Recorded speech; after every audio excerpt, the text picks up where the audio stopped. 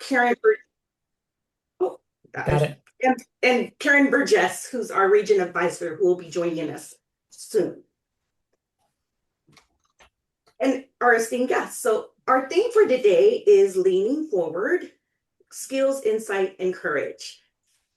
And that theme was chosen very intentionally.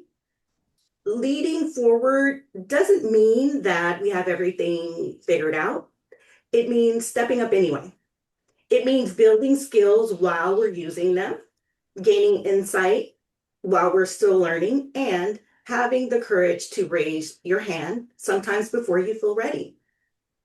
Before we go any further, I want to express my deep gratitude to the many volunteers who made today possible, especially those who stepped up in the last minute, adjusted their schedules, filled gaps, and said yes when it would have been much easier to say not right now.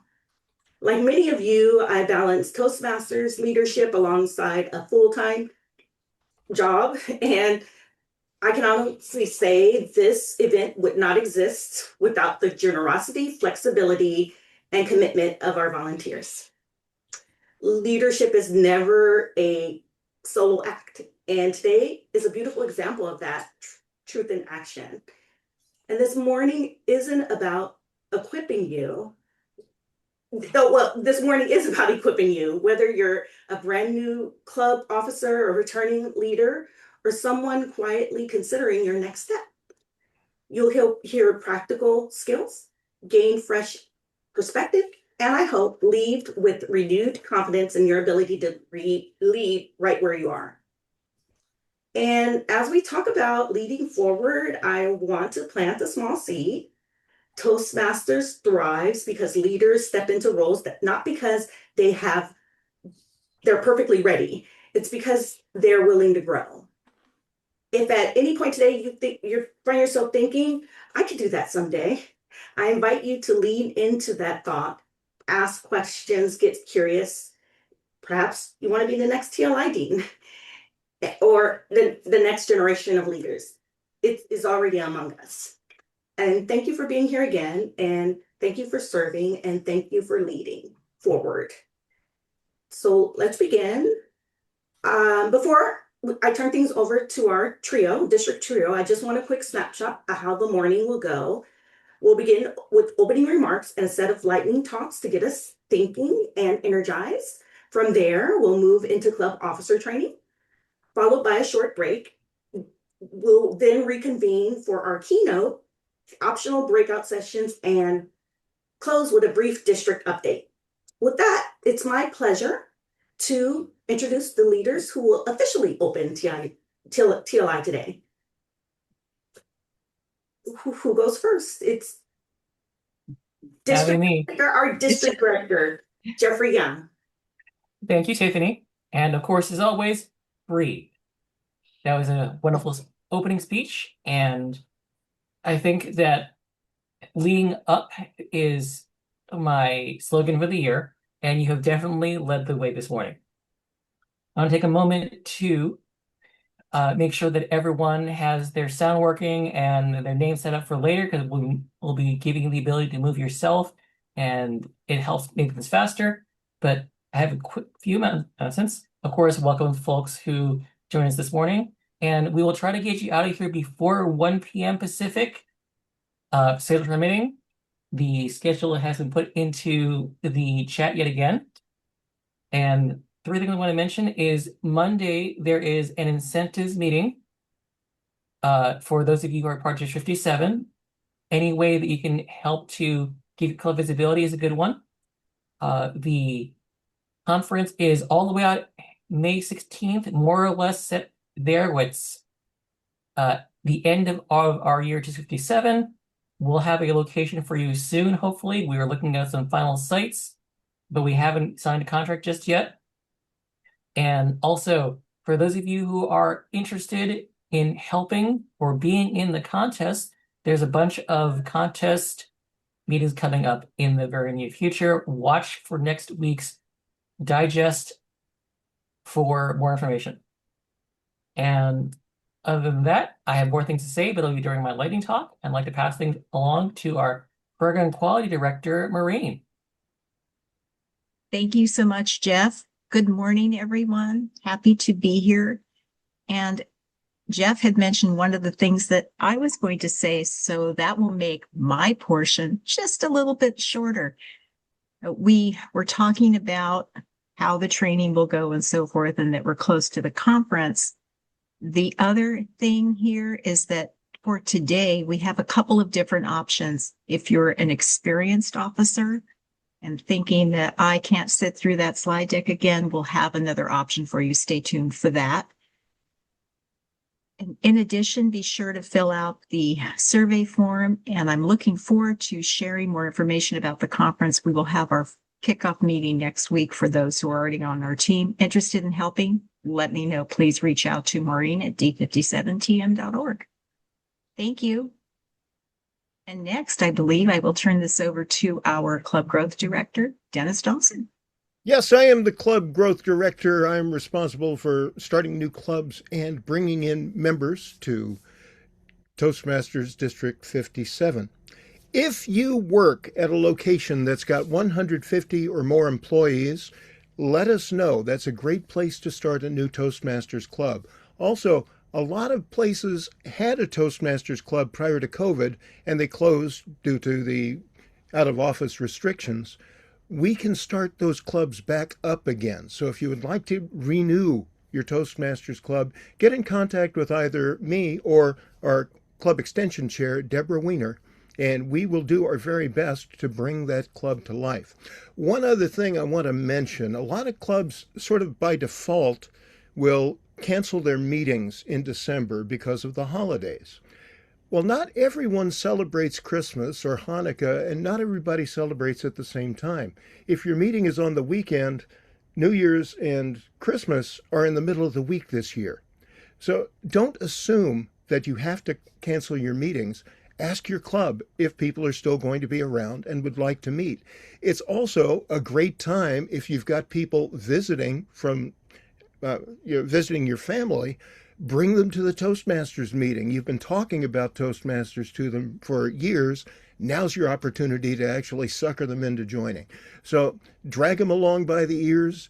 You can boost the attendance at your meetings. At the same time, you're sharing the gift of Toastmasters with everyone else. And now I'll hand it back to Tiffany, who will hand it back to me.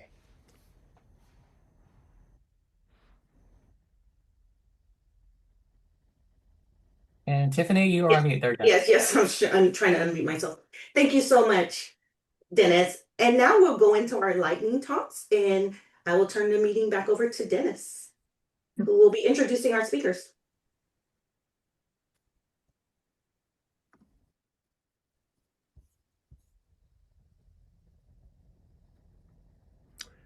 How to be a distinguished Toastmaster. The Distinguished Toastmaster Award is the highest level of achievement in Toastmasters. No one joins Toastmasters to stay the same as when they first joined. We all have the gumption and energy to improve. So how far might Toastmasters take you? This is my story. I had only been a Toastmaster a few weeks when I was elected as our corporate club's first Vice President Education. Mind you, this was not a new club, just one that wasn't very clued in to the Toastmasters educational program. In 2007, I attended my first Toastmasters Leadership Institute.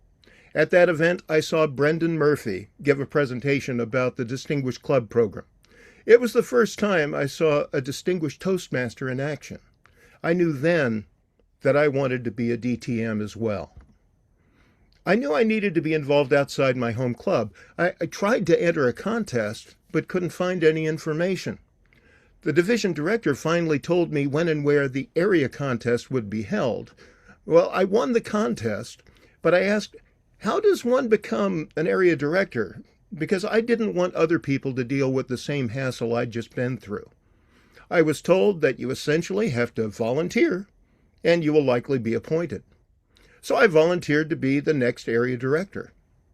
On election day, it turned out there was no division director candidate, and I thought, well, I don't know how to do that either. and I skipped directly to division director. I started training other officers. The next year, for reasons, I skipped over club growth director and advanced directly to program quality director. The year after that, I was elected district director. For my high performance leadership project, I spent a year and a half working on an improved district training experience. So somewhere in all of this activity, I gave enough speeches and participated outside my club enough to earn my Distinguished Toastmaster Award. Typically, it used to take 5 years to earn a DTM. I did it in 3. Fewer than 1% of Toastmasters ever earned a manual-based DTM. So, was all that hard work worth it? Okay, to begin with, what hard work? I just had fun. By saying yes when I was asked to help, I easily earned my DTM. You don't go from non-distinguished to distinguished because of an award. You distinguish yourself in Toastmasters and then receive recognition. Now, to address the low number of DTMs, the bar has been lowered to make requirements less stringent. An engaged Toastmaster can easily complete the requirements in 2 years. Not everyone will become a DTM, but every Toastmaster has the opportunity to earn a DTM. First, you complete 2 paths. Toastmasters is Pathways, Pathways is Toastmasters. If you aren't working the Pathways program and giving a speech at least once a month, you're not taking advantage of this awesome learning opportunity. You can have fun while you're building real-world skills. You have to be a club officer and serve for 12 months. Importantly, you have to attend a district-sponsored training program. Ta-da! All of the real fun in Toastmasters begins when you get beyond the 4 walls of your home club. Attending training, contests, and conferences gives you exposure to a greater variety of Toastmasters at all levels of ability and experience. Now, there's no greater joy in Toastmasters than forming a new chapter, introducing 20 new members to the program. But a close second would be running a youth leadership program or a speechcraft, which are essentially Toastmasters for non-Toastmasters. You also have to either mentor a new club or coach a club to distinguished status. You also have to serve 12 months as a district officer, and this is the reason that not everyone can be a DTM. There are about 1,800 members in this district and only about 35 district officer roles. That said, the district struggles every year to find all the area directors we need. If you want to be a DTM and are willing to do the work, you can earn your title. The final and most important requirement is the DTM project. This is a project that you define with the help of a representative from World Headquarters. Ideally, it's something outside of Toastmasters, on your job, at a local school, or in the community. You take Toastmasters skills to greater heights by making a real difference in the world. So how will you distinguish yourself? You can start right this moment by getting involved outside of your home club. Before you know it, you'll receive the medal. After that, you just have to earn it every time you speak forever. A DTM isn't a plaque, a medal, or a title. A distinguished Toastmaster is who you become.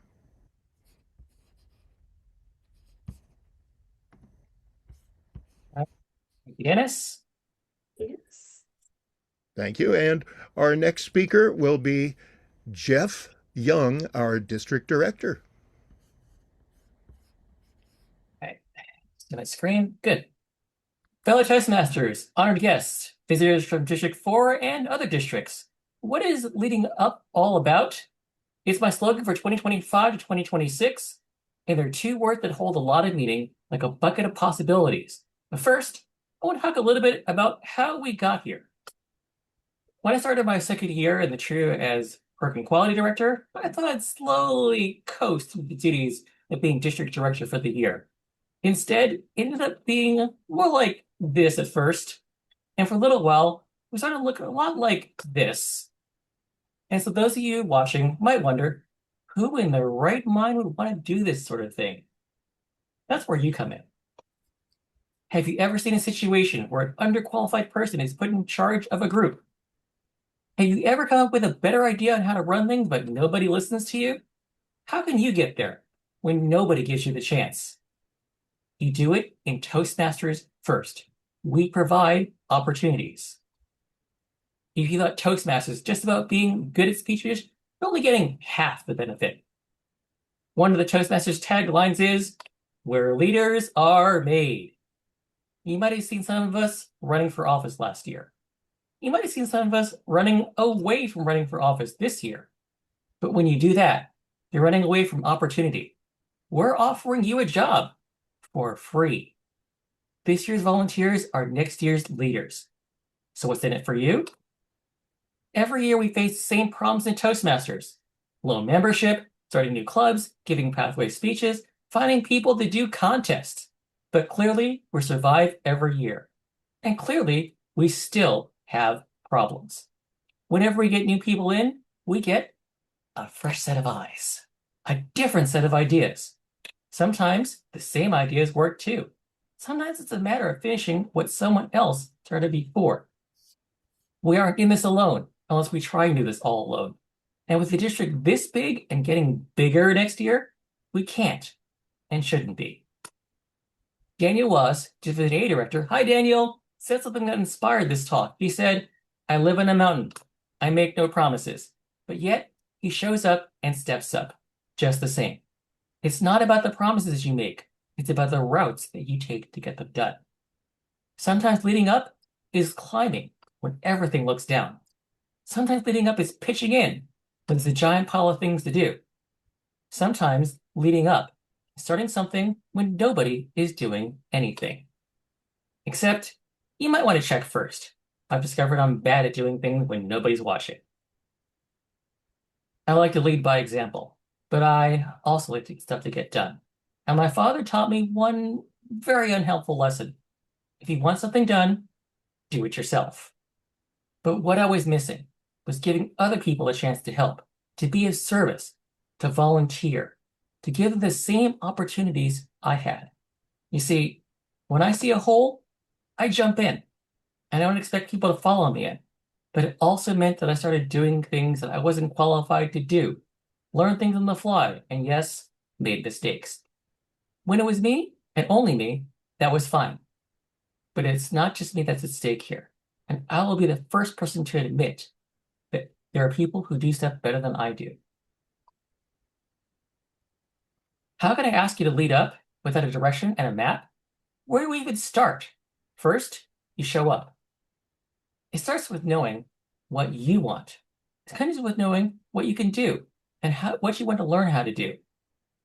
When I started this year as PQD, I said I wanted to teach more classes. When I was club growth director last year, we got people that volunteered to teach stuff I've never heard of. I don't know if Tim Carlisle is in the audience, but I still want to see your nuclear submarine talks. So we need experts.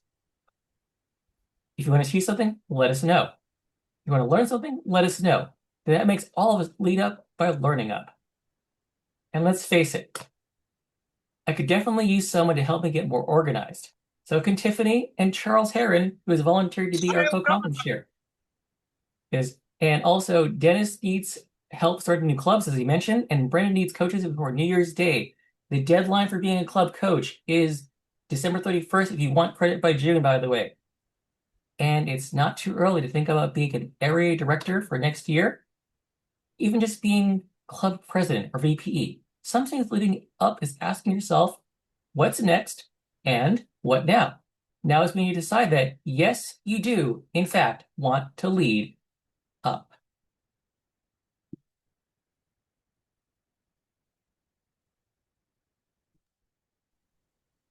All right. Who is next?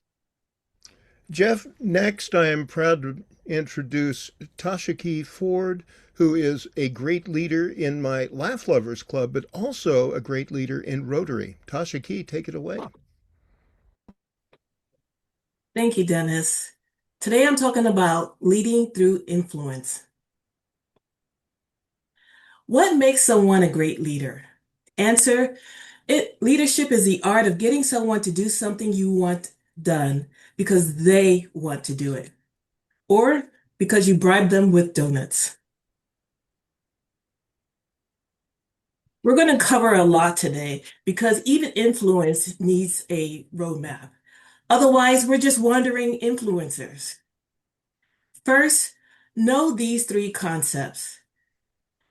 Concept number one, influence is greater than authority. Titles don't always guarantee leadership. Influence does. Unless you're a cat, then you rule everything. Think about the admin who makes or breaks an interviewer's chances. Concept number two, people follow leaders they like and trust. So keep smiling, even when the Wi-Fi quits. Concept number three, influence is the foundation of leadership. Think Wi-Fi. The stronger the signal, the more connections. And there's three strategies I like to share that will help you build influence. The first strategy is to build trust. Think of it like assembling IKEA furniture.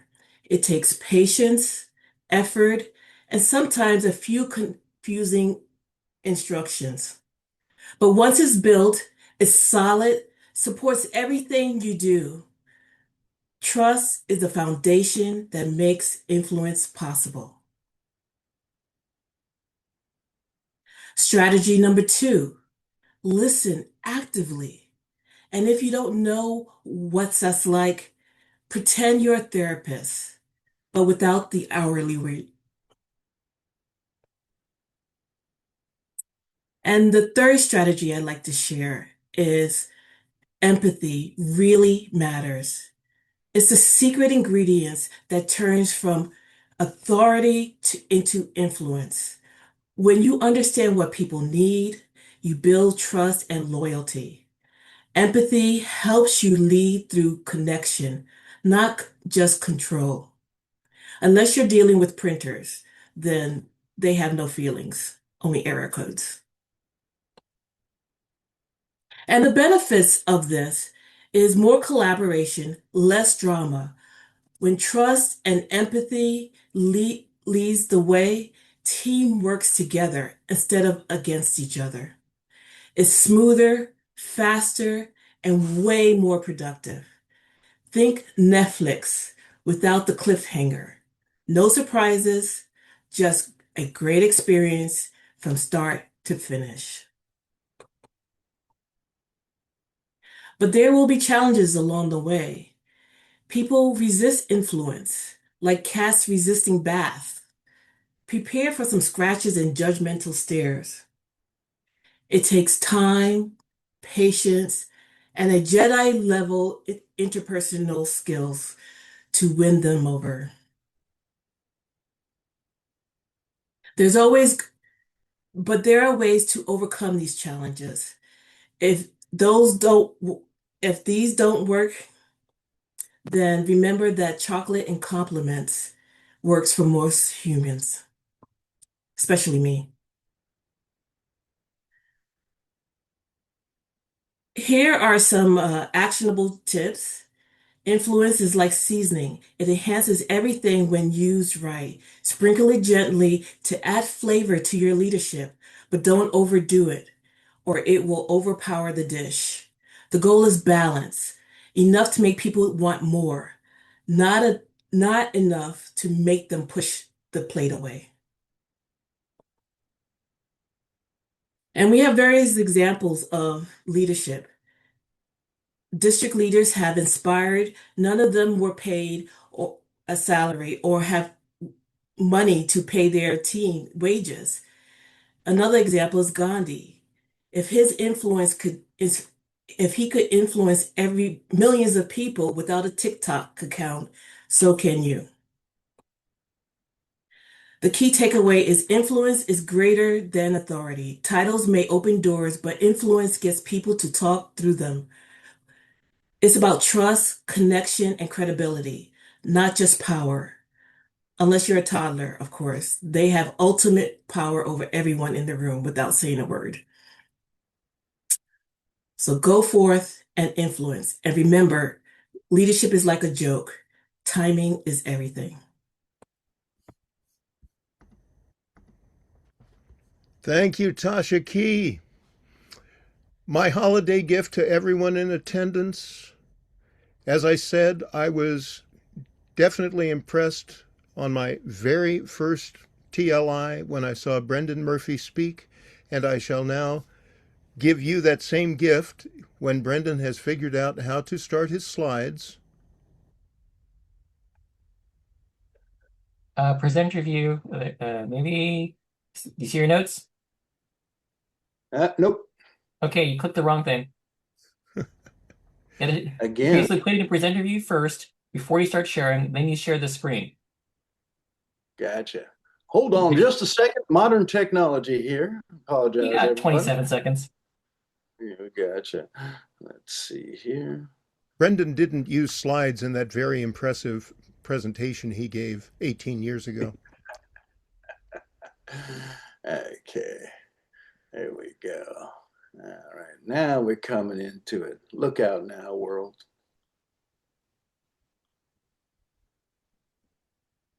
Got it.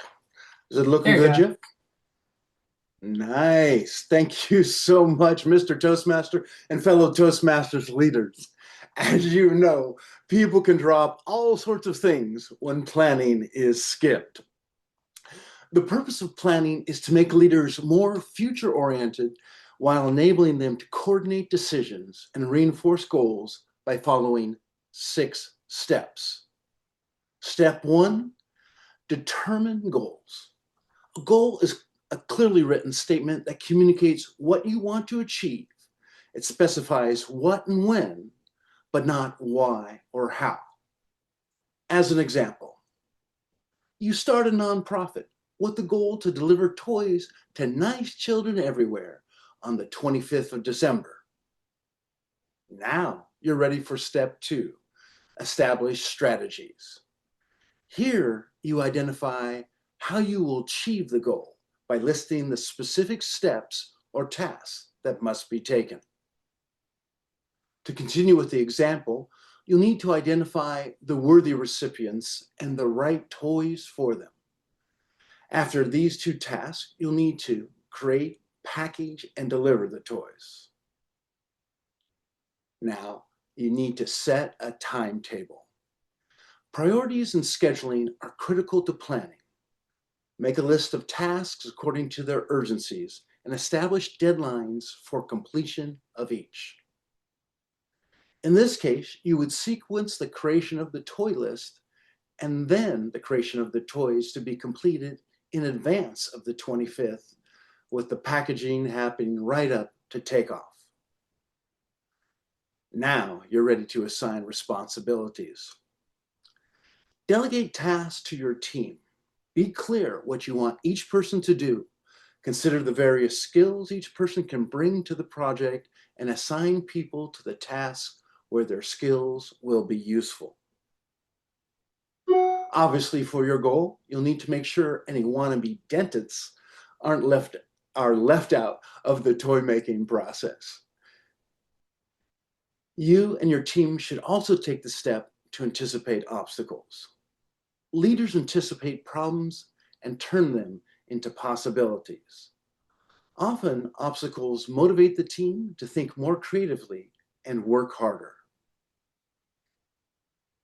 As the non-deferrable delivery deadline approaches, last-minute hurdles will require the team to come up with amazing, or should I say, glowing solutions. This is why you should ensure the 6th step is not skipped. Make the communication connection. Create a communication and feedback process to ensure the work proceeds according to plan and to deal with problems as they arise. Whether weekly or daily, ensure you connect with your project team to make all necessary adjustments, whether small or huge, throughout the year-long project. How good are your planning skills? Use these next 6 questions before, during, and after a project is completed to understand your strengths and weaknesses as a leader. How well do you establish clear goals and objectives for your organization? How well do you involve others in the planning process? How well do you carefully develop plans for accomplishing goals and objectives? How well do you communicate goals and objectives to others? How well do you establish timetables and deadlines and communicate them to everyone? How well do you establish a communication system for coordinating efforts and providing feedback? Remember, a plan is necessary because it provides direction for the leader and the team. Or as the famed Yogi Berra would say, if you don't know where you're going, you'll end up someplace else. Mr. Toastmaster. Thank you, Brendan. Impressive as you were all those many years ago.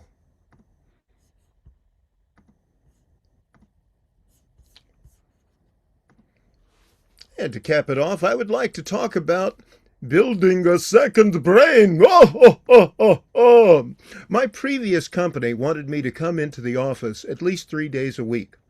The approach was far more carrot than stick. Our complimentary cafe had full-time baristas. We got breakfast and lunch. There was a well-stocked pantry, in-house gym, massages, other perks. But an unexpected perk was the commute itself.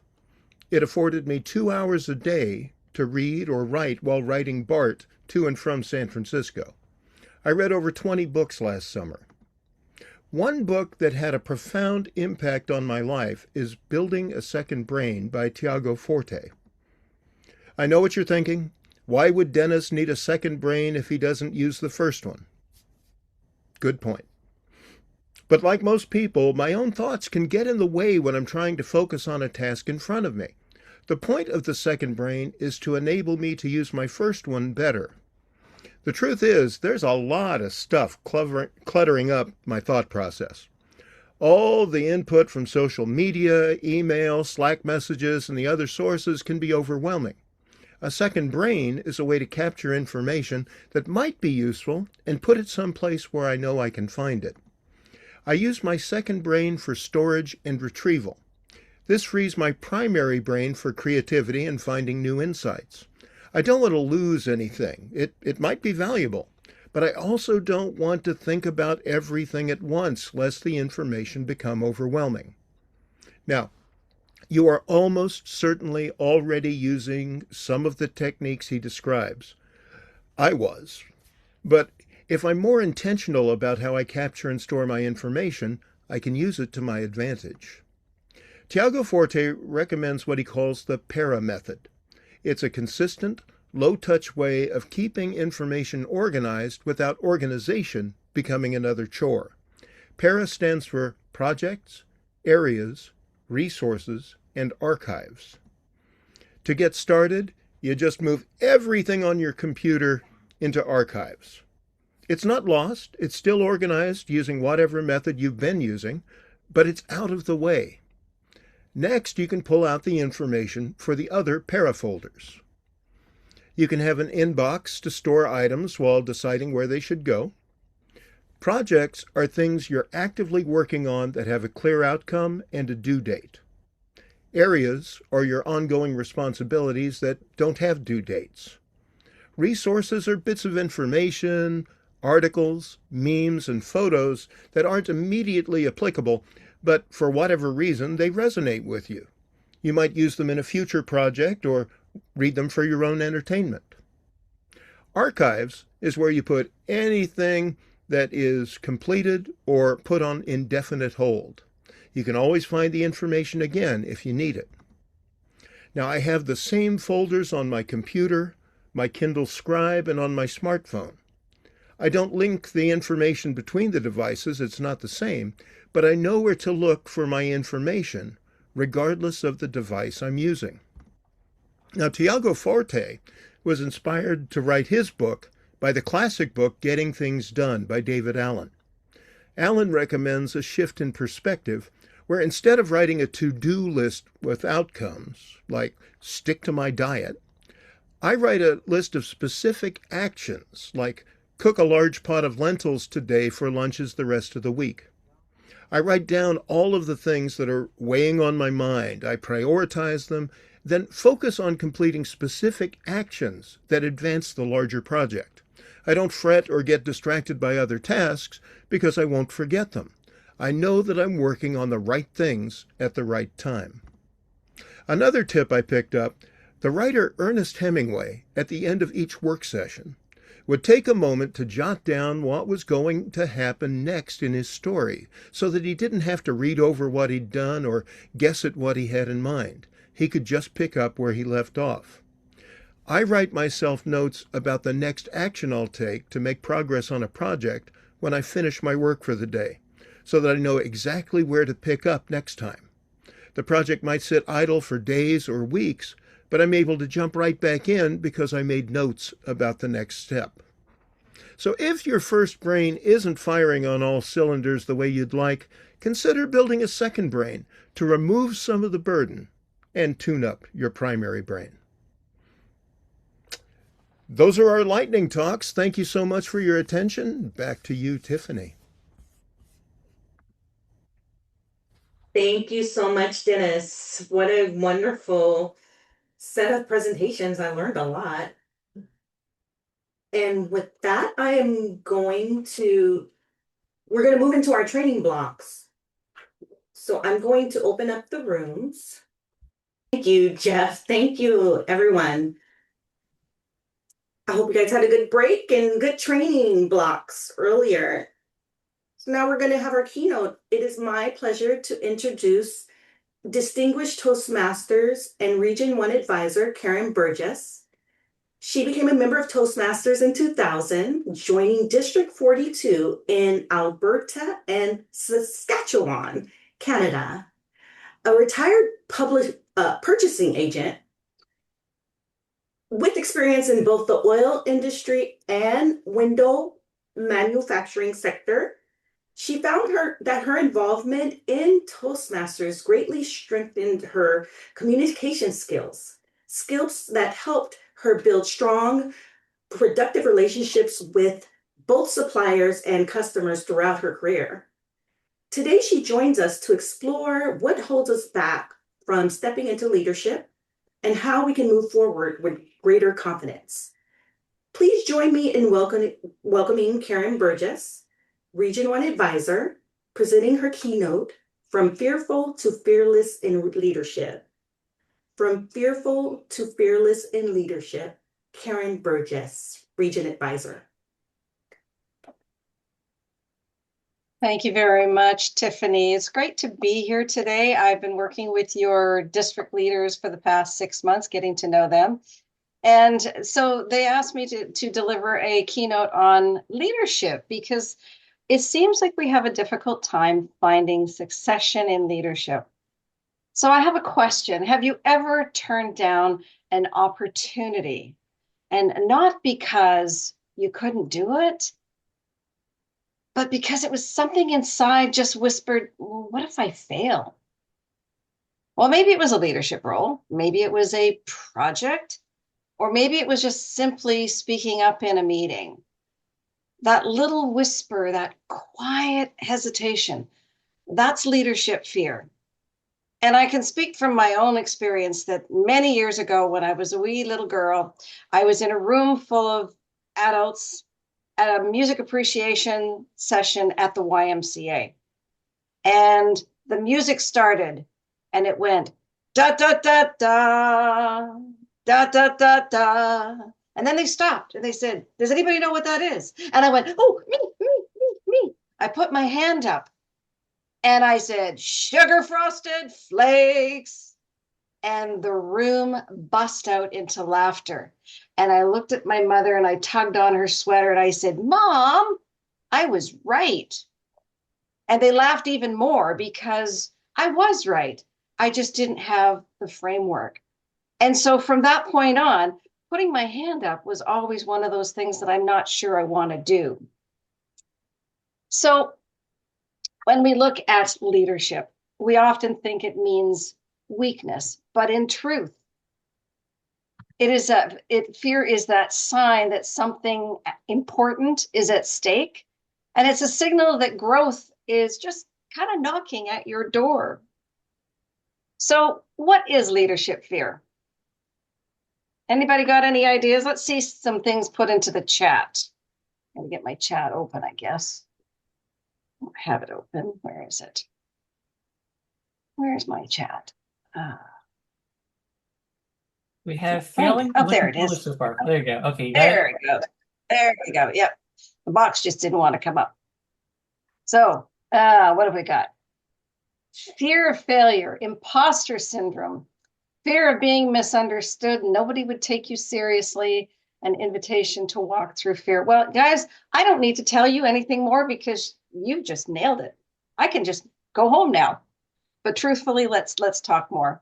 It is really about fear of failure or judgment. And fear doesn't disappear when you ignore it. It shrinks when you face it and walk forward anyway. Not being ready. You know, if we all waited until we were ready, if we waited until we were perfect, where would we be? Nowhere, because nobody feels perfect. We all know what we know and don't know what we don't know. How about conflict or visibility? Being sort of at the front of the room, being the president of your club, being the area director that goes into a club to assess the health of the club. That puts you in that position of visibility. And sometimes, if you're a bit of an introvert, that can be very daunting. So, courage isn't really the absence of fear, it's that decision that something big is about to happen. So just remember, even experienced leaders feel this. Okay, why does leadership fear appear? I'd love everybody to put something in the chat about why you think leadership fear appears. Anybody got any ideas? Not seeing anything yet. I imagine you're all just typing away.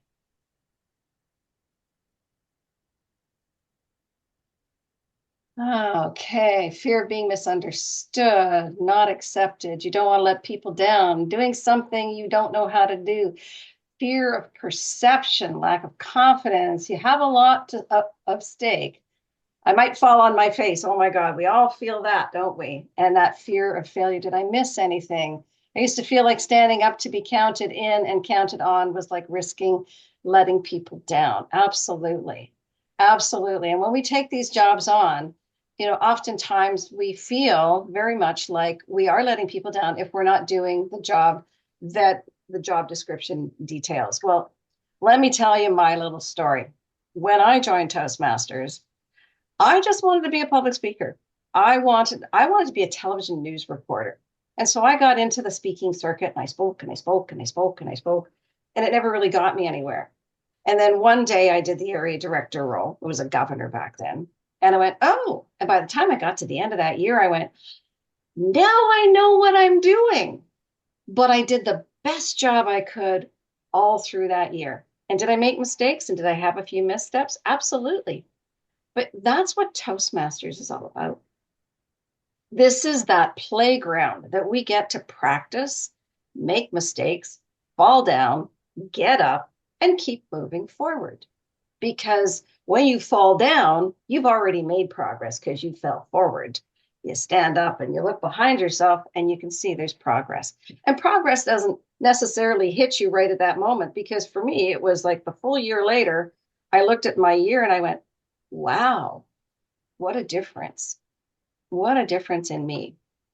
So let's see if we've got some of these. Okay, I think somebody said something about bringing visibility. And Jeff's saying, I might quote you on that. Okay. Pressure to meet expectations. I think somebody said that in the chat just a little differently, but the same idea. Everybody is looking at you. Absolutely. Imposter syndrome and self-doubt. And how many of us wake up at 2 o'clock in the morning going, ugh, and all those doubts about who we are or we aren't or all the things that we did wrong or we could have done a little bit better, they all kind of come and haunt us when we get up to go to the washroom in the middle of the night. Maybe it stops us from getting back to sleep. Guess what? You're not alone. Everybody is in that same headspace. Fear, just recognize fear signals that growth is just around the corner. So don't ever feel lost by that. So what is the cost of fear? What happens when fear wins? What happens? Let's see you put something in the chat for that. All right, what do we got here?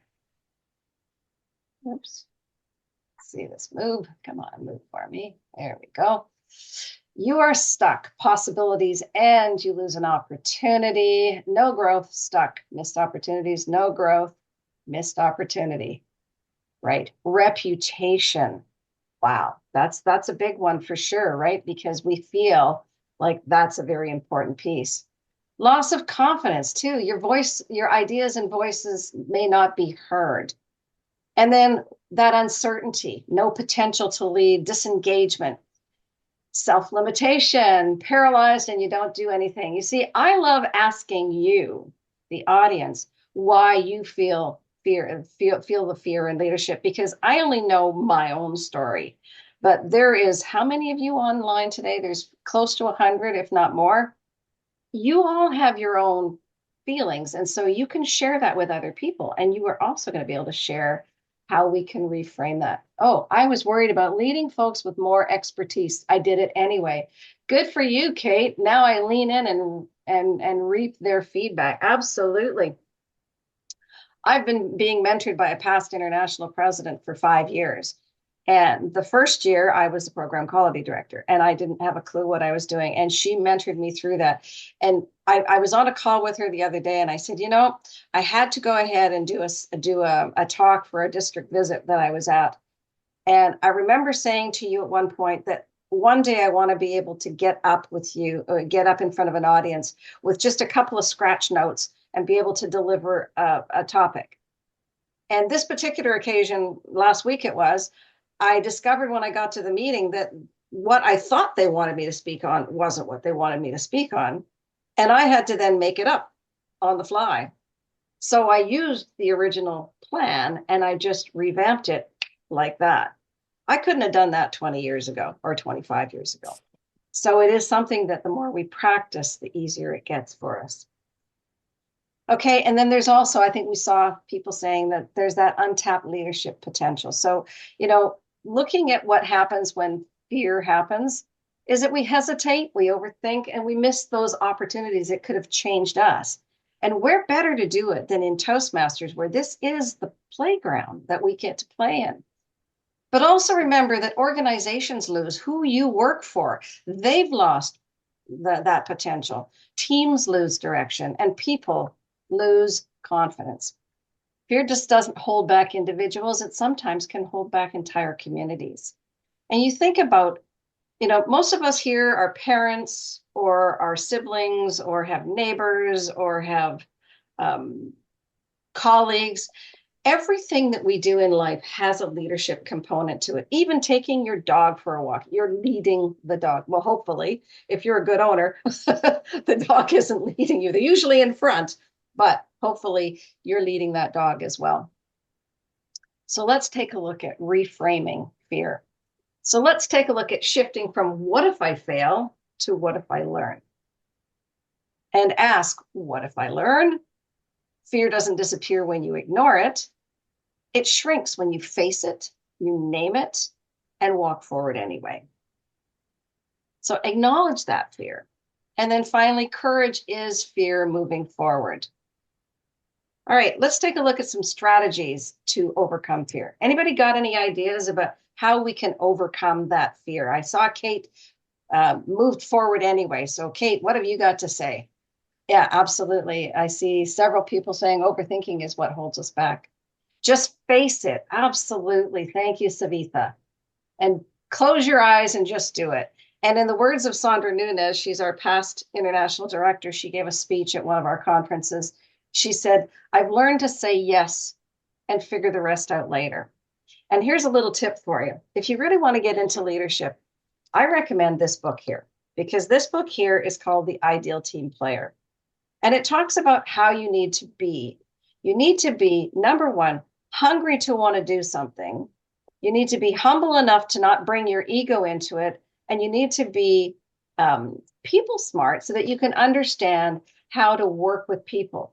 But you want to go ahead and build and hone those skills. So maybe you're heavier in one area than another. That's okay.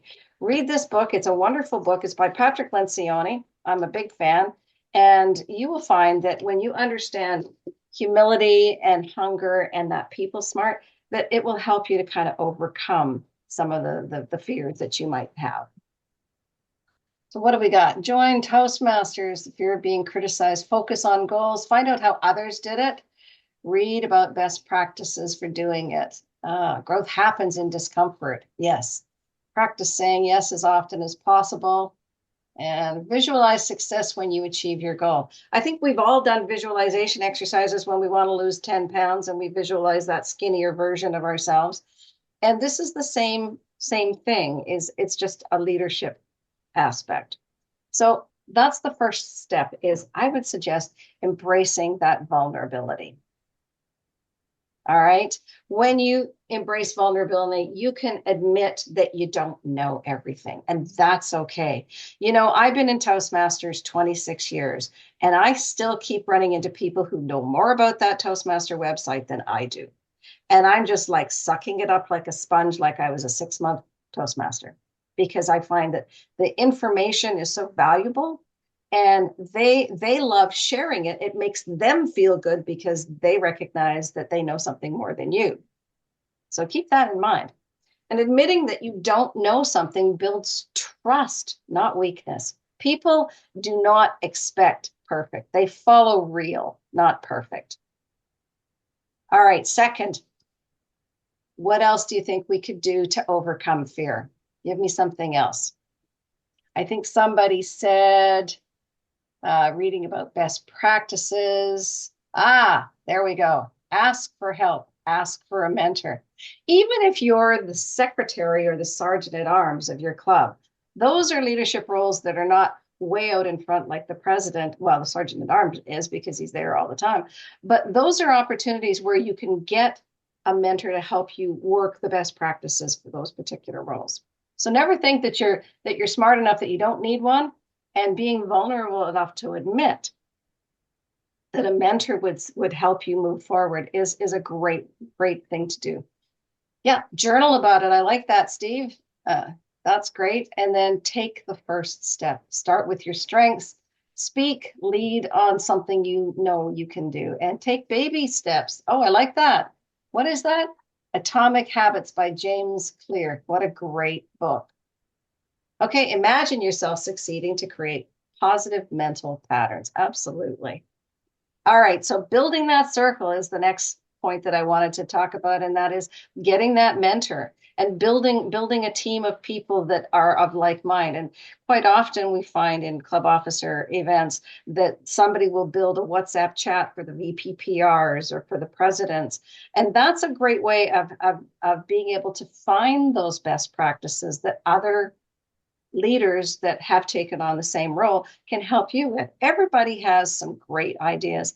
I never want to ever think that I know everything and that everything I know is the best way, because I am still finding ways by which I can make my clubs better by watching what other clubs are doing. I visited a club in Sacramento that blew me away. I couldn't believe how organized these folks were. They had everything down to a T. They celebrated everything. It was just the most wonderful experience. And I walked away with a whole bunch of tools in my own toolbox to go back to my club as a member and support my club. So don't ever think that you don't have something to add, because you absolutely do. What's the name of the club? I believe it was called The Speaking Machine. Have you heard of it? The Speaking Machine. They do have a virtual component to it. They are mostly in person, but you can join online, and they are just absolutely amazing in how they do things. So now I'd like to just do a bit of an exercise with everybody and get you all to just write down one leadership fear. Oops, I went too fast. One leadership fear that you have. And then, so I'll give you a couple minutes to do that. If you want to do it in the chat, you're more than welcome. If you feel like you want some privacy, you don't have to.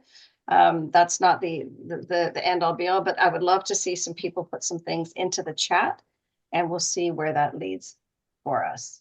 So let's pull my chat back up. Oh, there we go. I am fearless. You have had Start With Why by Simon Sinek. Yes. Ed Cullen. Yes. Sandra Nunes gave me my Start With Why by Simon Sinek book, and I love that book as well. He's got a new one out right now that is also a good one. I just can't think of the name of it, but absolutely. Okay. Write down one leadership fear. I might break things. Well, I got news for you. You can't break the Toastmaster website. So you can poke around in there. All right. Okay, where am I at? Providing incorrect information or directions. And this is where you can be vulnerable.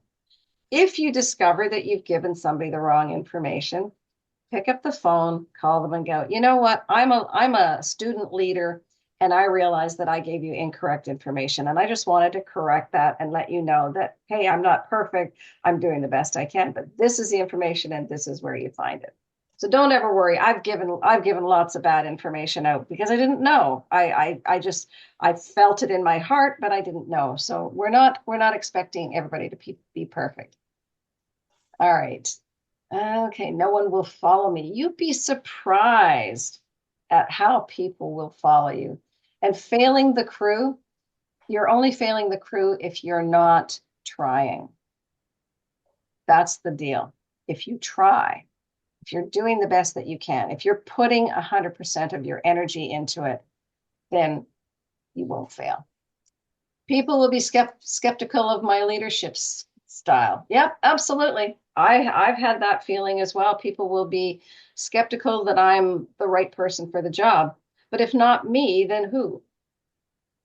Right? We need to be able to jump out of ourselves and recognize that none of us were born as leaders. We all acquired a certain amount of skill as a result. Okay.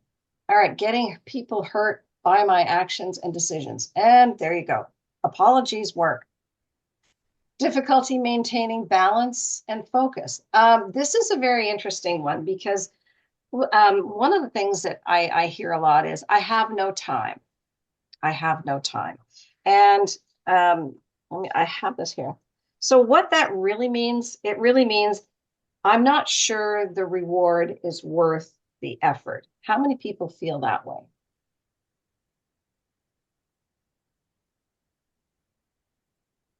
Anybody feel that way? That they don't have the time, they don't think that there's anything worthy in it for them? You know, the pay in Toastmasters is fantastic. It's a big fat zero. But what it is it's an investment in self. Yeah, Jeff says, I make the time. Absolutely. This, you know, when you're in a district trio role or a district leadership role, it can be a little bit more daunting in terms of the amount of time, but you get out of it what you put into it. And I think you have to remember that when we are looking at doing leadership, that we're doing it because we want to invest in ourselves.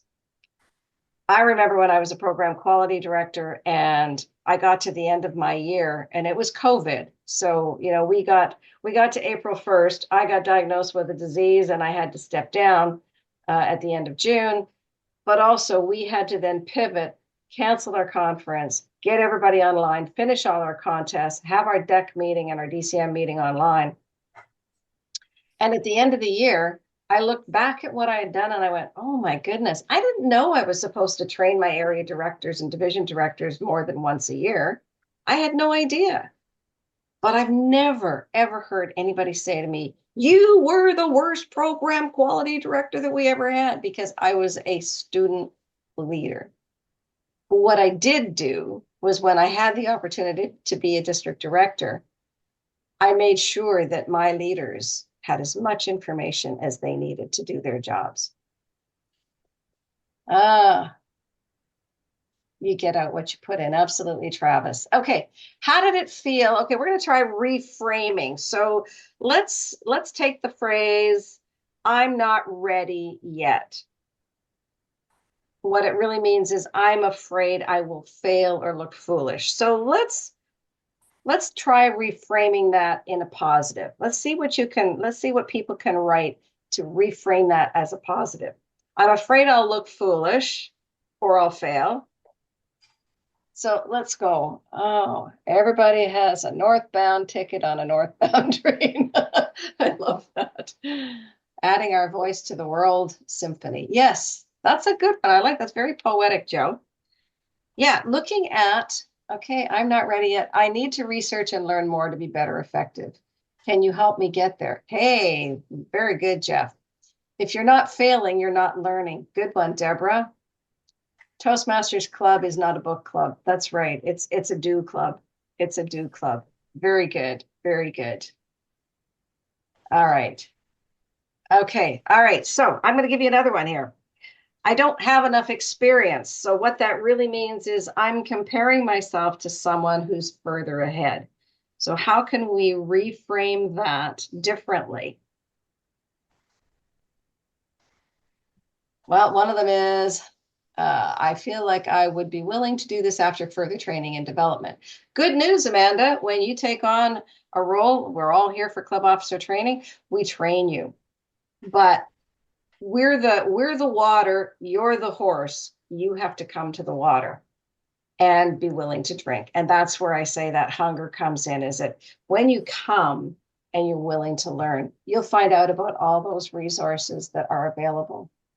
Okay, know where resources are. Absolutely, Greg. Kind of similar to what Amanda said, knowing where to find things. Absolutely. Okay, this opportunity is where I get experience. And a quick question for all of you: when you start a job, how many months or years does it take till you actually feel like you know your job inside out and backwards, and you could do it with your eyes closed? Anybody just shout out an answer. Apparently 6 months in general. Average, In general, but when you really know it, the average say 2 years. absolutely 2 years. And when we take on a leadership role in Toastmasters, how long is it usually? If you 1 have year. semi-annual elections, it's going to be 6 months, or usually most times it's a year. And then you're switching out roles. Well, when you work for a company, do you change out your management every 12 months? No, you don't. Right. But hopefully not. I don't know how successful most companies would be that way, but hopefully not. So you're always working towards something else. So, when we get into the club officer training roles, those are steps to trying something a little bit more, just like the program. When you walked in as a guest, they didn't give you the Toastmaster role when you joined. They gave you an awe counter role, or they gave you a table topic, just little tiny bites to give you some confidence to be able to speak up in a group of your peers. And it's the same thing with leadership, is that when we look at how long it takes to learn something, what you do in that year is all up to you. How much you want to invest is up to you. So who have we got? Huge fan of Pat L. Oh, Pat Lencioni, happy to hear your reference. On a general topic of fear, I'm a geek, so I have fears tracker. What is fear? Why is it fear? What's the next action I can take, which is fully under my control? And what is the absolute worst? I like that, actually, because what is the worst thing that could possibly happen? Are you going to die from being a leader? No. Well, if you can take that off the list, then you look at the next worst thing. Could I fail? But then you reframe that and say, could I succeed? All right. I bring a fresh perspective. I like that. Natine, I bring a fresh perspective and a strong willingness to learn. Absolutely. And that was your script from the earlier prompt. Yes. Thanks, Amanda. Each opportunity is a gift, really.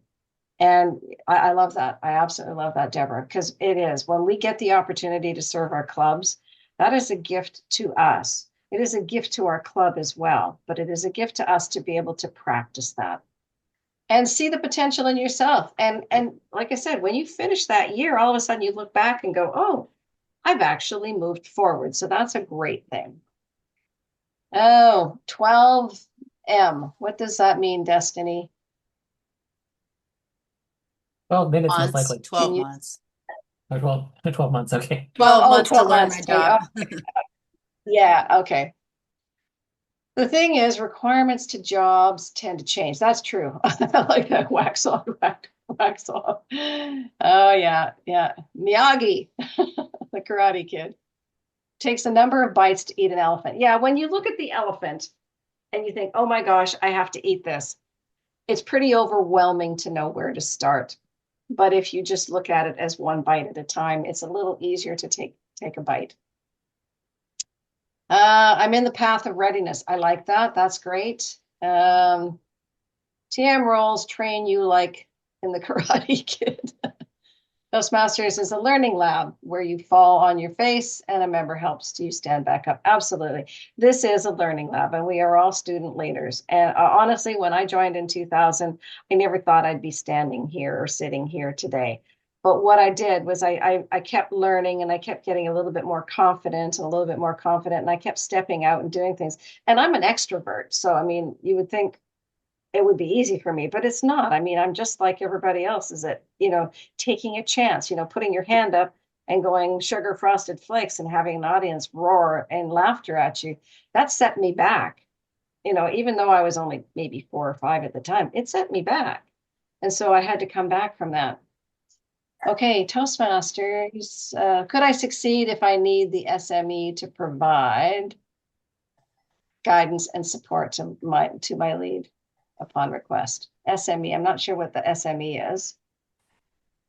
Aaron, what's SME? Subject matter expert. Yeah. Oh, Good job. subject matter. Okay, thank you. You acronymed me. Oh, I got bombed by an acronym. Okay, I learn the new skills and then add them to my ever-growing toolbox. Sometimes I end up with compound tools, power gear that make my job easier, and tools that I can lend out or give away. And that's exactly right, because I think back to when I was a program quality director and my partner had been the program quality director the year before, and they had telephone meetings. They would have trio meetings by phone because they weren't using Zoom. When I took on the role, all of a sudden we're now using Zoom and I didn't have the foggiest clue how to use it. But I've put that in my toolbox now, and COVID made it really easy for all of us to learn that. And so that's a toolbox, or that's a tool in my toolbox that, an employer would find that an asset because they know you know how to do online meetings. And we actually have a module and pathways to do that. So it's, all of those little toolbox items really build up our confidence in being able to do things. Okay, recognition equals motivation. Okay, so what leadership action? So this is where you guys are going to actually commit to something. What leadership action could you take this week?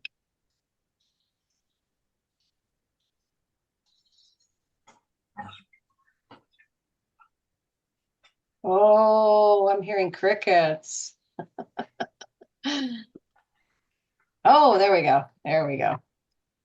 Remember to touch base with your team. Absolutely. If somebody's disappearing off your team, whether it's your sergeant at arms, your secretary, your area director, your admin support, whatever it is, touch base with them. Oh, I like that. Set up a Concur account. That means that you're planning on being in leadership. Thank you.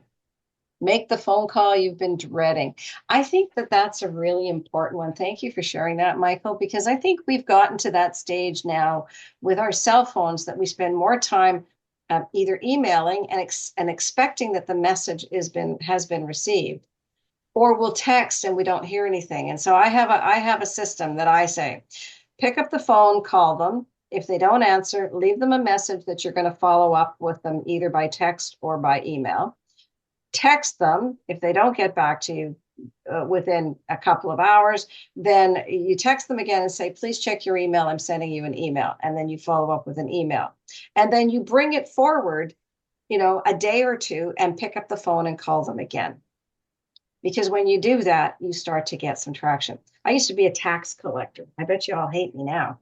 And we had to, it was a Canadian thing. Don't worry, it was in Canada, not in the States. But one of the things that we had to do is we had to, number one, we had to ask open-ended questions. And we had to pick up the phone because we had to collect those taxes. And it didn't matter that it was an uncomfortable situation. That was your job. You had to do it. You had to pick up the phone, ask open-ended questions, because sometimes you're phoning an employer that the taxpayer has quit because they know you're looking for him. So you can't just say, does John Doe still work here? And they say no, and you say, thank you very much. You have to say, may I speak with John Doe? Oh, he doesn't work here anymore. Oh, do you know where he is working now? Can you tell me do you have a contact information for him? You ask them those open-ended questions. And so when we actually spend time talking to people on the phone and listening to their responses, we end up learning a lot more about what we can do with them. I like that, making that phone call. That's cute. Greg, you've got some poems there. Toastmasters is my mental vitamin. Send invitations to join my team. Bring ideas from this meeting back to my team. Network and look for a new job. You've got like almost 100 people on this call right now. Start now. Fantastic. And then keep connection and communication clear. Reach out and call. Tax collector in Canada, so polite. Did they even know you wanted something from them? Absolutely. We had one guy who actually would take the phone, and not a good thing, and he would rattle it in the metal waste basket. And we were always looking at him going, oh my God, and you're a Christian man? Whoops. Okay, we're short one club officer. I need to reach out to the person that I want to recruit. All right, ask for the vote. Yes, ask for the vote. So last question in this area. Now, how can we support each other? Because as I mentioned to you before, the ideal team player is hungry, humble, and people smart. But how can we support each other when we know we're all vulnerable? We all feel some vulnerability in being in leadership. So how can we actually support one another? What do we got here? There you go. Okay, way to go, Tef. Happy to connect with anyone here. Perfect. Compassion, feedback. See someone struggling and just reach out. Even the longest day has an end. I love that. And we're coming to what feels like the longest day, but it's actually the shortest. Yeah, I think compassion and feedback, and recognizing that, that little girl in me that got laughed at had to be compassionate about herself looking back on that years later, because it stopped me from putting my hand up in class. And so being compassionate and recognizing that we all come from someplace. And there's a quote by Sai Baba that I love, and it says, before you speak, ask yourself, is it true? Is it necessary? And does it improve upon the silence? I'm missing one of them, but that's the essence of it. Really making sure that when we are working and talking with people, that we're providing something that will give them value. And we do this all the time in our feedback with speakers, right? When we do an evaluation, we sandwich, this is the best thing, this is the absolute best thing, and here's a couple of areas that you can help in. So, I love that. Collaboration versus competition. Share your knowledge. Yes, yes.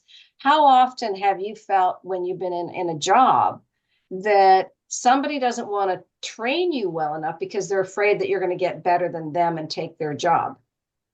And that happens in Toastmasters as well, because we fear someone becoming better than us. But Toastmasters is all about elevating everybody, making sure everybody feels like they have value, that they can learn.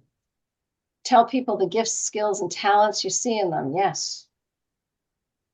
I'll get you that quote 100% in a minute. Thank you for that. And who else did I miss? Ask a question. How can I help? And everyone grows at their own pace. Absolutely. Without pressure and judgment. Absolutely. Okay. Where are we at time-wise here? We're at 37 minutes. So I think what I'm going to do is I'll get that quote for you for sure. You have a Um, question from the audience. You said ah, Meredith said, "Is it true? Is it necessary? Is it blank?" So something you said earlier. yeah, I'm going to get that quote. Okay. I'll get that quote for you. I just have, I'll finish this up now. So, what are some of the things that surprised you about this exercise, about looking at fear? And then how did it feel to reframe it in a positive? When we reframe it in a positive, it takes the sting out of I have no time, or I don't have enough experience, or I'm not ready yet. We're all ready. We just need to have the opportunity. Or, even somebody might be better. Somebody called me, oh, I think it was about 2 years after I'd been an area director, and they said, would you consider being a division director? And I said no. And I said no because I thought I couldn't afford it, because back then you didn't get paid, and I knew that the conferences were going to be far enough away that I really couldn't afford to go to both, and the expectation was that you would go to both. And I said no. But I never forgot that somebody called me and thought, hey, you'd be a great division director. So when somebody calls you, before that no pops out of your mouth, say, let me think about it. Can you refer me to somebody who's done this that I can talk to about it? Learn a little bit more about what the role entails, and some of the best practices that they did. And I think you'll find that yes is the answer that you really want to give. Yes, thank them for their service leadership. Shared experience and at all levels facing the same bag of fears. Absolutely, we all are. Much like a speech evaluation, tell them what they did well, what they might improve, and what they may want to challenge themselves on. And Jeff, I like that. This is what I saw, heard, and what I liked, and here's what I want you to try next time. Absolutely. I'm not the only one facing fear of leadership. Oh, there it is. Thanks, Savitha. So before you speak, ask yourself, is it true? Is it necessary? Is it kind? And does it improve upon the silence? I knew somebody would come up with that quote. Somebody gave me that quote 20 years ago, and I absolutely love it, but I'm terrible at remembering all the four components. Is it true? Is it necessary? Is it kind? And does it improve upon the silence? So let's just take a look at fear. Never disappears completely. And we always talk about the butterflies and how the butterflies are constantly doing, oh, but really all you're trying to do is you're trying to get some of those wayward butterflies to kind of get into the groove and start to fly in formation. Because once you start it, it gets easier and easier and easier. And so name your fear, face it, and reframe it, because it becomes that fuel for growth. And remember that everything you ever wanted is on the other side of fear. So I'm going to stop sharing for a second. I'm going to ask if there are any questions. All right. Questions? Anybody? All right. We'll start the questions off with, if there's one thing you could tell yourself at the beginning of your Toastmasters journey, don't be afraid of this, that would have gotten you where you are faster, what was it?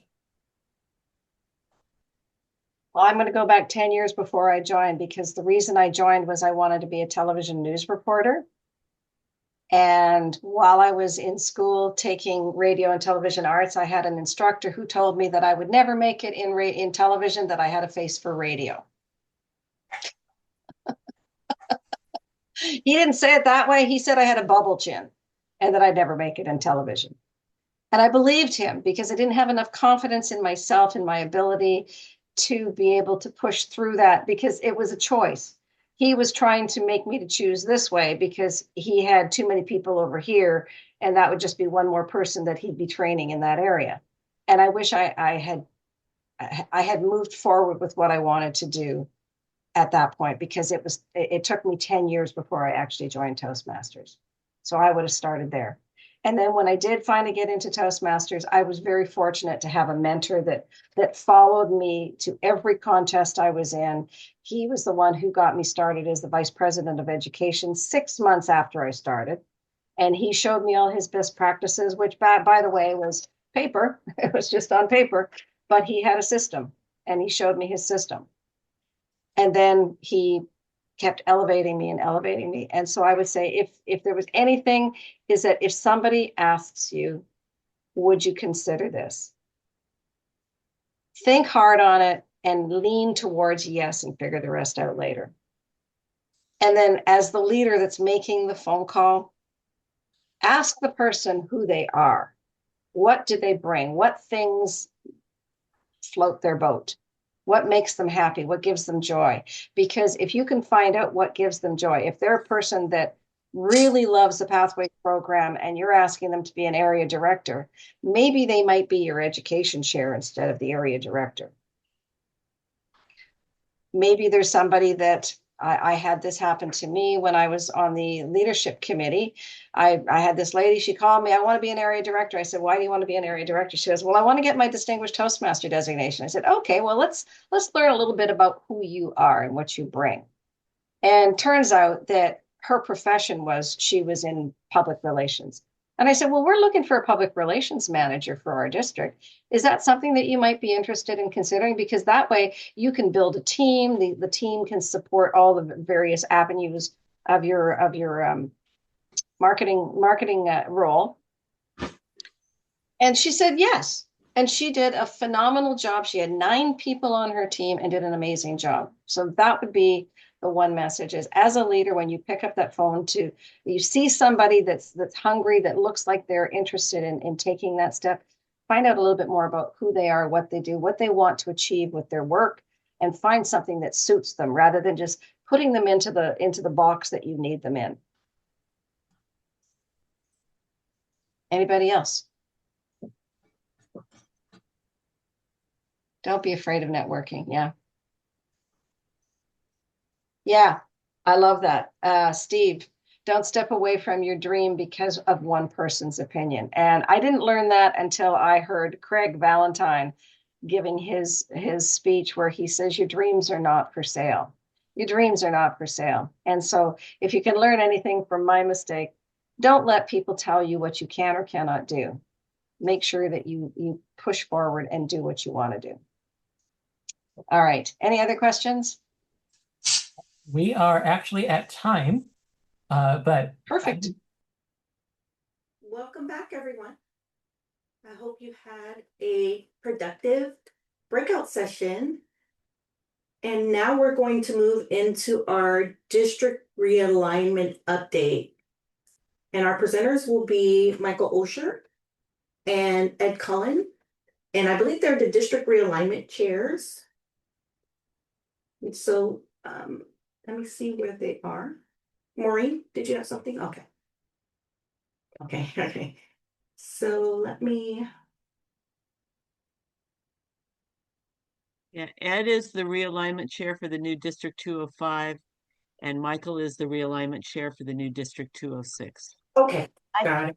Actually, they're the 205 and 206 transition chairs. Transition You're chair. right, Lisa, Okay. You're right. Thank you. Thank you for that. all right, everyone is back, I believe. Maybe, let's see. That is everyone. Okay, Madam TLI Dean, will you please announce the final session for today? Yeah, so it will be Michael Osur and Ed Cullen, who are the transition chairs for the new realignment of District 57. So I invite them to the podium, and let me see if I set you as host, so I'll spotlight you. Okay, and also, if you could put the attendance thing in one last time, you haven't assigned the attendance form sometime today already, please make sure to sign. And Michael, do you have the ability to share your screen? Or share your presentation? Okay. If you have one. Ed, do we have any slides? I have to unmute myself. We can show maps, which are very nice, and we can tell people we can send them text because, of course, it's county based. So let's talk first, then we'll show maps. Great. District 57 is being divided into 2 different districts. District 205, which is the transition group that Ed is chairing, will include which divisions, Ed? Virtually every division except for a small part of C and E And B. And B. and B. Yeah. And Ed's District 205 will include District 4, which is San Francisco and all of San Mateo County, and then we think they include Palo Alto. I call that 205. District 206, a little more complicated. So for 57, it includes all of Division B, all of Division E, and C8. Basically everything east of the 680, give or take. So east is the best way we can do it. And we know the 680 splits Dublin, but all of Dublin will go. And it includes all of District 39 for those people who know District 39. Oh yeah, it's Sacramento, it's Reno, and those environs there. And they come in but right up against District 57. One more part of our district is District 33 Division E. Many of you have never heard of District 33. It's a crazy district, but for our purposes, it includes the Central Valley along the 5 and the 99 from Fresno all the way to Modesto. So that is how we're creating this. Part of what we're doing, and this is a little confusing because this has never been done this way before anywhere in the world of Toastmasters, and this is being done all over the United States and Canada, and maybe a little bit of South America and the Caribbean, creating new districts. As such, both Ed and I are working very closely with two groups. Each of the new districts has a leadership committee, aka nominating committee, and an alignment committee, which is how do you divide up all these divisions and all these clubs? Ed, you want to share it? Oh, certainly. Let's go share.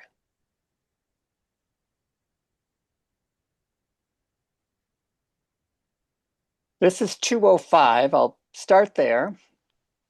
205, I'm going to do a macro.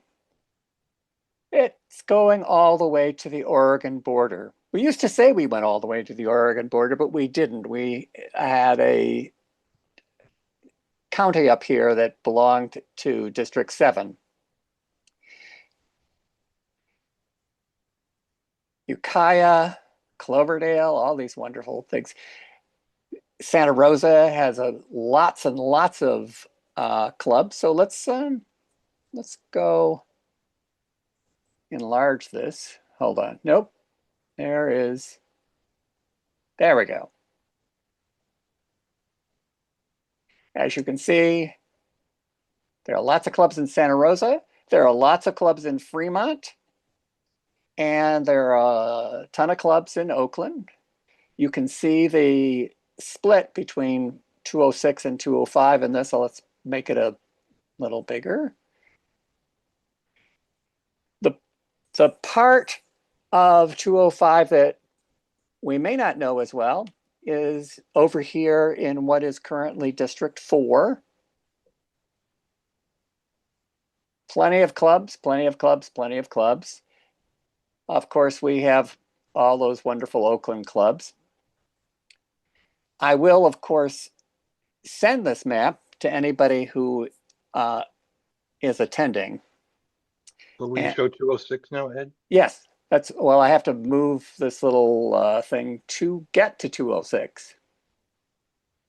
206. All right. We're going to have to enlarge this quite a bit. Oh, it helps if you click on some of these things.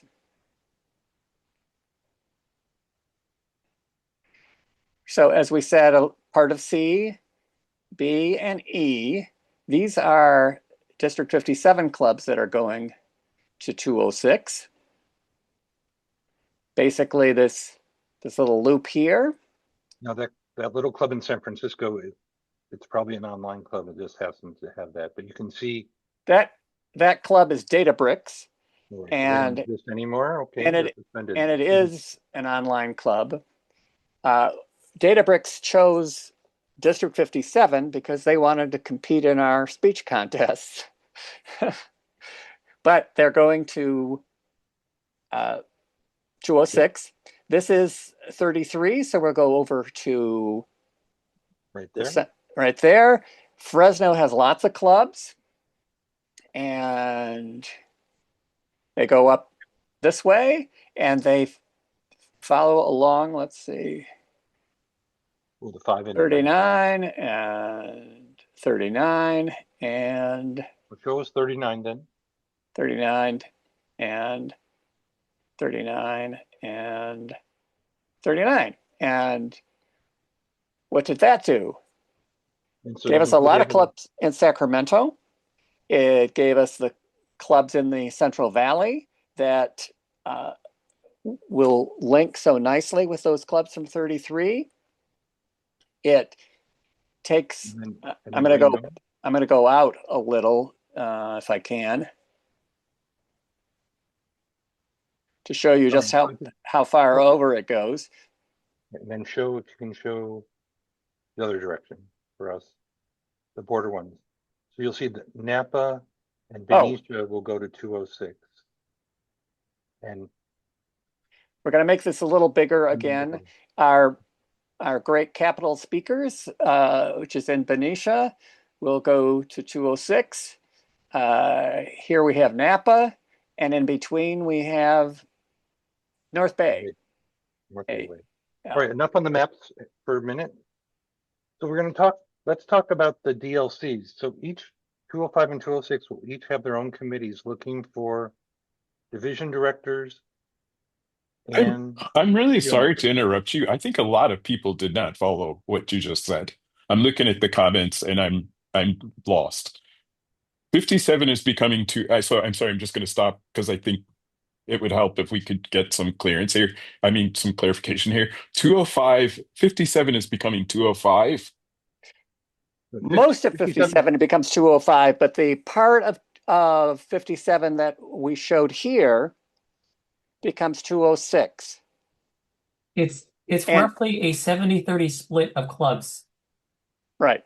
And there are people who are visual people who love the map. I'm a kind of a map guy, but we've mostly said this in words before. It is county based. And I'm going to okay, so I feel like, yep, and we probably did something we shouldn't have done. Toastmasters is renumbering 2/3 of the districts in the United States and Canada, starting in Southern California. So for our districts, 57 is being split between District 205 and 206, brand new names. And like as Jeff said, 40%, I said it's really 40% of the clubs in 57 will be joining with 39, become 206 with a little bit of the Central Valley, and 205 will be the other 60% of District 57, mostly the west part with San Francisco and San Mateo. Okay. So I'm looking for. Yes, I'm good now. Yes, good thank now. you. Sorry, and I guess we should have said that. So things will change. Now, what I want to talk about is we're still looking for for instance, for 206, we're looking for 6 to 7 division directors. That'll be part from 57, part from 33, and part from 39, as well as trio members. So Maureen, Dennis, I don't know where you guys are. You probably are, I think, live in the 205 or belong to 205 clubs, in which case there's a chair of that group that exists in Ed's team. Mm-hmm. Now I'm going to move on a little bit because we're changing culture. Quick question on this, Michael. Sorry to interrupt. How many divisions are there? Now, these are huge districts. So what are we looking at as to the number of divisions and... Okay, in District 30, for the new 206, right now there's 8 divisions, and it will either go to 6 or 7 divisions, depending on how the April dues go. Ed, how many divisions will 205 have? It's either 3 plus 3 or 3 plus 4, depending on how the April renewals go. Our task, I think, is to make fewer rather than more. So probably 6 divisions, although at the moment we have a little too many clubs for 6, so that would be 7. Well, right now the effort is 3 divisions from District 4 and 3 divisions from District 57 for Correct. the 205 district. That's right. So 6. But these divisions are going to be interlinked, like District 4 clubs and District 57 clubs into these Oh, yes. divisions. And will there be a huge number of areas then? Well, no, so that's a No. very good question. There will be No. some overlap for, and just So- for, there will be some overlap. For instance, the divisions in Division B and Division E some of those clubs will end up in different divisions. We're re-looking at all the divisions on all sides and saying, where do things fit together? For instance, there's District 39 has clubs in Tracy. Can those merge with the Tri-Valley area? The clubs that are in Vallejo and Benicia, could they merge with the clubs that are in the Sassoon area and Vacaville. Travis, in those areas. Yeah, in those areas. So we're trying to do the right thing to try to make sense of all this, because we don't want it just to be 39 and 57 or 4 and 57, because we're creating new districts. So how many But- clubs but- in each but the- area? And did you say the clubs will merge? No. Sorry, I missed that. No, the clubs don't change. Okay. And the areas, we are thinking about how an area director visits their club. So we will group probably 6 clubs, Okay.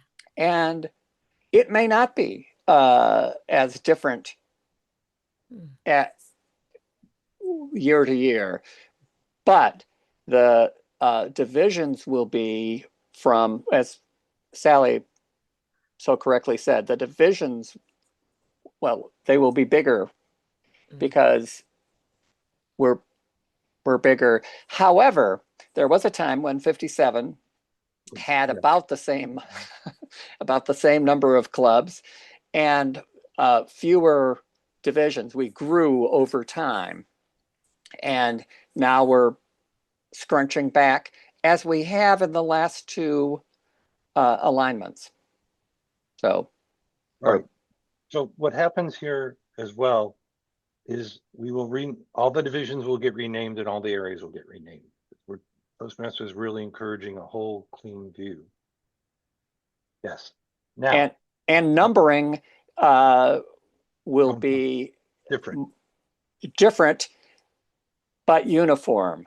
So if you know how the numbers are done in 205, you probably will know how the numbers are done in 206.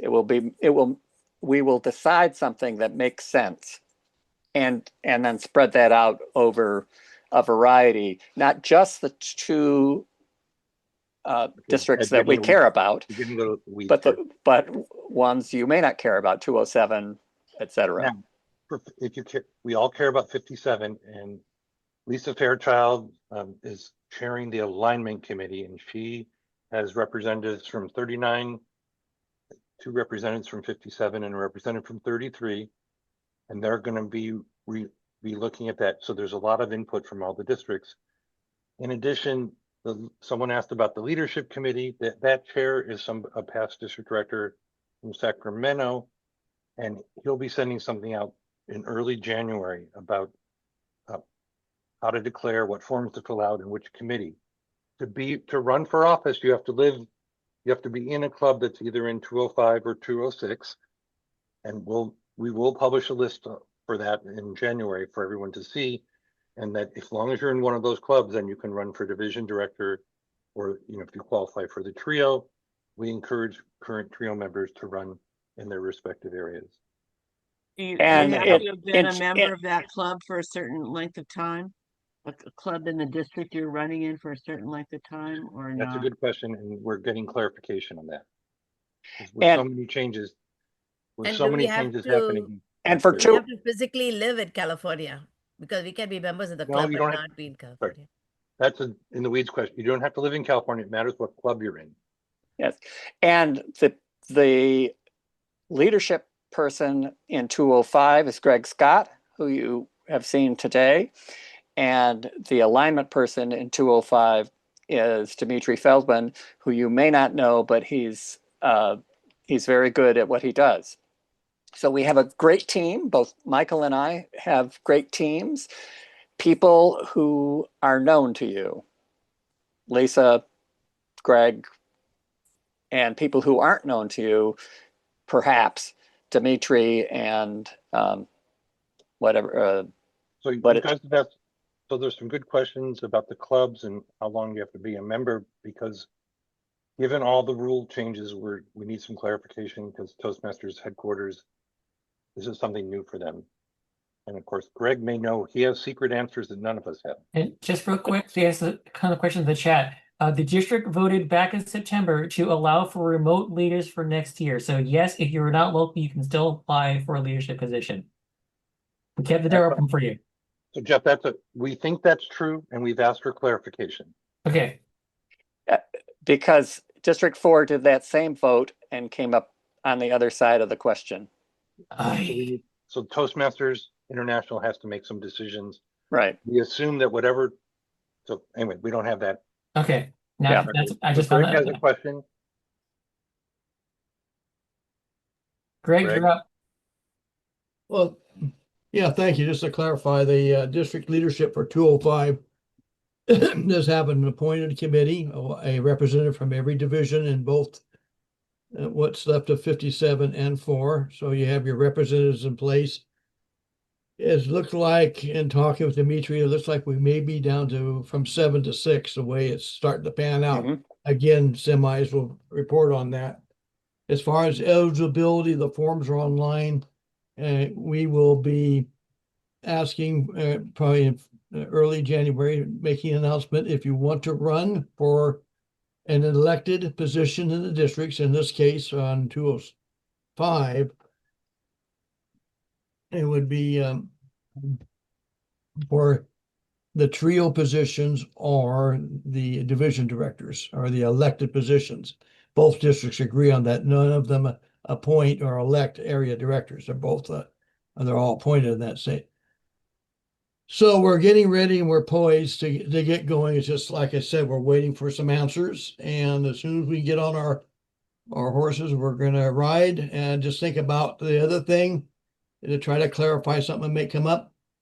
District conferences, they'll be held by each district to recognize and share for speech contests and so forth, but there will be a separate 205 district conference and a separate 206 district conference where you'll be voting in approval of realignment and for your leadership nominees to, as a candidate, to go forth at that one singular one for each district.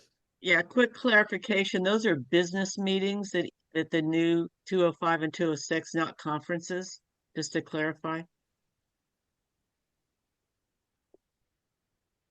Now, Kate asked a good question. Kate, yes, we are not only looking at geography, we're doing exactly what you're saying as best we can about the trying to see new opportunities for things that work, but also that we don't want someone from Reno having to drive to Tracy, for instance. That would make no sense, or someone from San Francisco having. Yeah, I would point out that 80% of our clubs are, or more, are hybrid or online, more going to in person. But I would say that when you're talking Nevada and all that, it's possible the area visits may not be in person for all of them with all that. But I don't think twice a year driving, or maybe 4 times a year to get to the contests and stuff. I don't know. I just think that our this is an opportunity to raise spirits and energy for both districts to come out ahead in this. It's just such an opportunity to me. I agree. Now, before, I also want to mention, and Elisa has her hands up, we have a bunch of other subcommittees. And for instance, someone asked about the websites. There have to be new websites. Lisa Thompson is working on both new districts and her team with the people from all the other districts to to help decide what should be done with those websites, the PR, and the communication. In addition, Sally is representing working on both new districts to work on recognition and awards. We'll also have other committees that will work on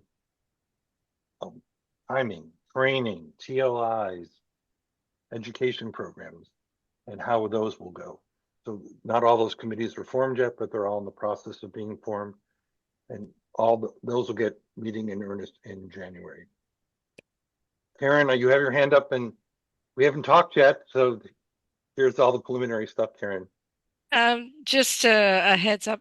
I was the district alignment committee chair last year when all of British Columbia and Yukon joined forces and became District 21. And we ended up with 9 divisions. I would have preferred it to be 8 because I felt that Vancouver Island was very weak. And so what I tried to avoid, just for anybody that's interested, is do not have a division or an area with less than five clubs, if possible. Five or more. Yeah. Because or really, like if one becomes really weak, we ended up having to rejig it in July because we didn't meet the requirements, and so we ended up having to rejig it. But that means that you've got 2 divisions on, in a very small geographic area that you have to get that extra division leader. But it was a very interesting experience. So if anybody wants to talk to me about that, I'm more than happy to share what I learned doing that, because I thought it would be easy and it was a lot more complicated, but I sure learned an awful lot. So it's a great experience being part of that alignment committee. So put your hand up, say yes, and figure the rest out later, because it will be a great opportunity for you to learn.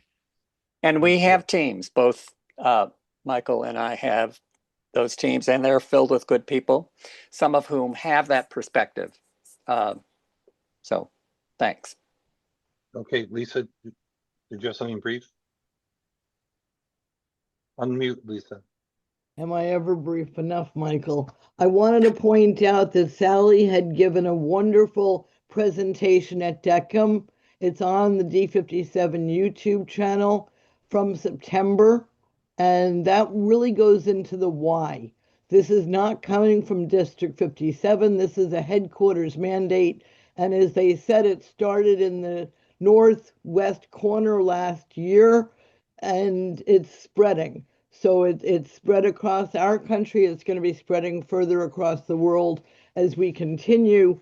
It's not like we have a choice, but Sally, as I said, showed a lot of maps and gave a lot of the why in that report. Furthermore, please stay tuned to the newsletter, to the podcast. I know Michael and Ed and our podcast team will be doing a podcast early January, so stay tuned to that. There will be a lot of information in the newsletter. So please read the newsletter and find these articles and follow what's going on and join a team, join a committee, join whatever you can to have a voice in this.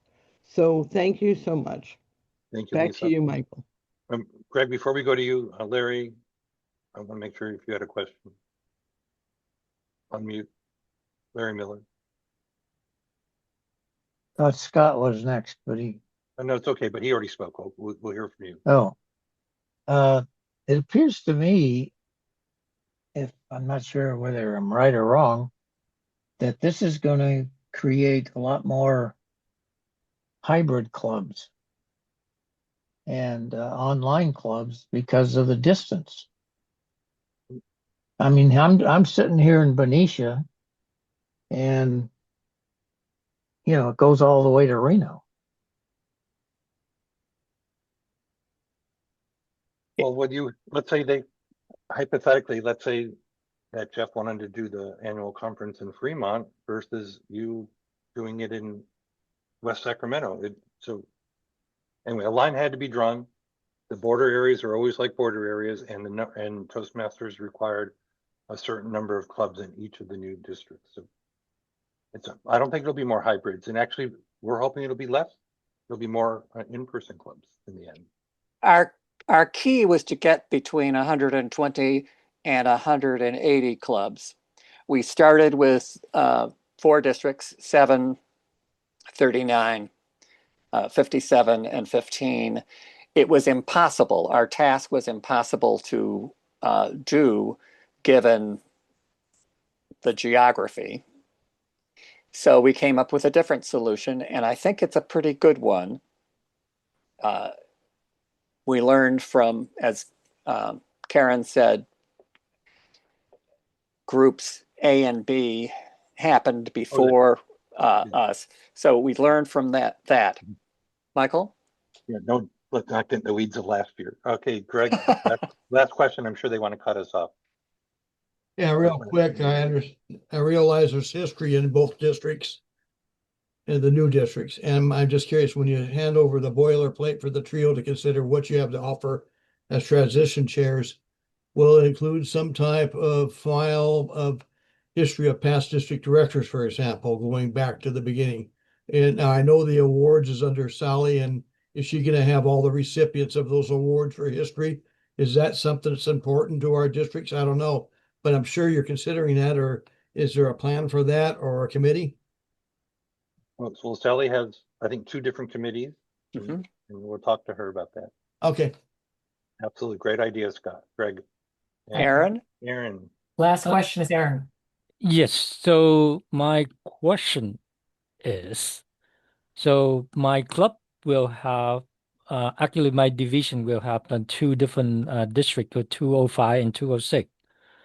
So when we have a division contest, or maybe the district contest, Aaron, so this year, where should I go?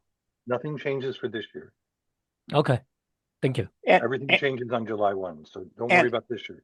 And actually, Aaron, you will be in 205 only. Your clubs will not go to 206. Okay. It doesn't Thank change you. for July 1. We probably should have said that. Sally, Jeff Yeah, said we're out of time. We're out of time. Aaron's district is being split between 205 and 206, but again, that doesn't happen until July 1. And the second thing is, we are spoiled rotten. There are districts in the world that span countries, and those clubs in the all in-person time were all in-person clubs. So there's nothing about this that encourages virtual clubs at all. So we'll do more. We're going to do a podcast, and we've also asked to present at the various DECs DECMs, and Jeff, if we haven't asked, we'd like to present at your DECMs in January and February. Thank you for this opportunity. More to come. Back to you, Mr. District Director. Okay, I've got a couple last announcements. The DECM in January is not the second weekend of January. It'll be the week after that, because the trio will be in Vancouver for that week, the second weekend of January. So watch for the change for schedule for the 1 month only. And also, thank you to our 2 presenters to round out the very long day today. And I want to thank our trainers, although Chip will probably do the same, but before I hand it over to her, being TLI Dean is definitely both a hard job and an easy job at the same time. It's easy when everyone steps in and volunteers. It's hard when there's a lot of things to organize and when you don't know who to talk to. So we are looking for someone to basically be the TLI Dean for this coming June. That is 5 months out, to be Tiffany's partner, and we're handing the torch off for the TLI in June. So we're looking for a volunteer to help. Tiffany, if you enjoy what you got to see today, please step up, mail Tiffany. Tiffany, you can drop your email in the chat. And other than that, I want to say thank you for sticking with us for the extended day. We didn't have enough time to put everything we wanted to, but we got everything we needed to, and then some. That being said, Madam TLI Dean, will you please close the meeting off? Thank you so much, everyone, for attending, and thank you for all the trainers and room monitors who stepped up, and I hope you enjoyed it. And we'll be sending out a survey for your feedback on this TLI so we can improve the next one. And thank you, everyone. Thank you, everybody. Thank you. Good job, team, and Tiffany. Thank you. Thank you.